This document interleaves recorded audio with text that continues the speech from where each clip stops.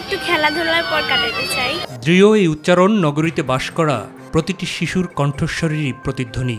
আকাশছোঁয়া ভবন আর কংক্রিটের দেয়ালে চাপা পড়েছে শিশু কিশোরদের স্বপ্নগুলো। রাজধানীসহ নগরগুলোর অধিকাংশ আবাসিক এলাকাতেই নেই খেলার মাঠ। বাসার আশপাশে কোনো খেলাধুলার জায়গাও নেই, যাও আছে তাতেও বিধিনিষেধ কিংবা থাকে বড়দের দখলে। ওখানে খেলার মাঠ আছে, বাট ওখানে ছোট বেবিদের খেলা করানোর জায়গা নেই। তাই চার দেয়াল আর কয়েকশো স্কোয়ার ফুটের মধ্যেই বেড়ে উঠছে নগরীর শিশু কিশোররা। যে চার দেয়ালে থাকলে মোবাইলের ভিতরে থাকতে হয়। কংক্রিটের এই নগরীতে বাসাবাড়ির ছাদ ব্যবহারেরও সুযোগ খুব একটা নেই।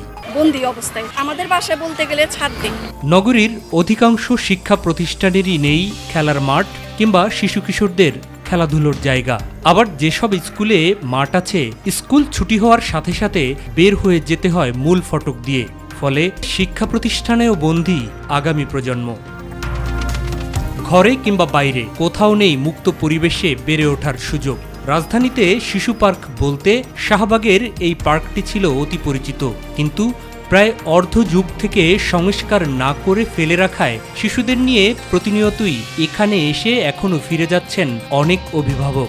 এখানে সব তো খেলাধুলা মাঠ নেই বলেই তো চলে। বাচ্চাদের জন্য এগুলো আসলে মেরামত করা দরকার। সম্প্রতি দুই সিটিতেই বেশ কয়েকটি স্থানে পার্ক করা হলেও তার মধ্যেও বাণিজ্যিক চিন্তা। এক একটা রাইড টাকা বেশি। ঢাকা শহরে তেমন কোনো পার্ক নেই কাছে, তাই আমরা এখানে এসেছি। আবার এসব পার্কে ফ্রি রাইডগুলো ব্যবহারের অনুপযোগী করে রাখা হয়েছে। এখানে দোলনা ছিল, তারপরে এখানে আরো ফ্রি রাইড ছিল, এগুলো তো সব এখন আর নেই। সিটি কর্পোরেশনের দায়িত্ব এটা হচ্ছে ঠিক করে দেওয়ার। অন্যদিকে রাজধানী ও বিভিন্ন নগরী সংলগ্ন এলাকায় বাণিজ্যিকভাবে গড়ে তোলা পার্ক এবং বিভিন্ন বিপণীতে গড়ে তোলা কিডস জোনে যাওয়া মধ্য এবং নিম্নবিত্ত পরিবারের সন্তানদের হয়ে ওঠে না অতিরিক্ত মূল্যের কারণে। 3টা রাইডের মতো উঠানো হয়েছে, 1200-1500 টাকার মতো চলে গিয়েছে। আবার তো এখন সেই সামর্থ্যটা নাই। কিন্তু শিশুরা এবং তাদের পরিবারও চায় মুক্ত মাঠ এবং পর্যাপ্ত খেলাধুলার সুযোগ। এই জিনিসগুলো আসলে প্রত্যেকটা এলাকায় এবং প্রত্যেকটা জায়গাতেই আমার মনে হয় করা উচিত। এমন কিছু পরিবেশ এবং এমন কিছু এভিনিউ রাখতে হবে, তৈরি করতে হবে, যেখানে সমাজের সকল শ্রেণী পেশার মানুষের সন্তানরা সেখানে যেন যেতে পারে। এখন প্রশ্ন হচ্ছে, এই পরিবেশ আদৌ কি পাবে আমাদের সন্তানরা? আর কেই বা নিশ্চিত করবে শিশুবান্ধব নগরী? শিশু কিশোররা এই আগামীর সম্ভাবনার কুড়ি। তাদের মেধা এবং যোগ্যতার সাথে গড়ে তুলতে হলে শারীরিক এবং মানসিকভাবে গড়ে তোলার নেই কোনো বিকল্প।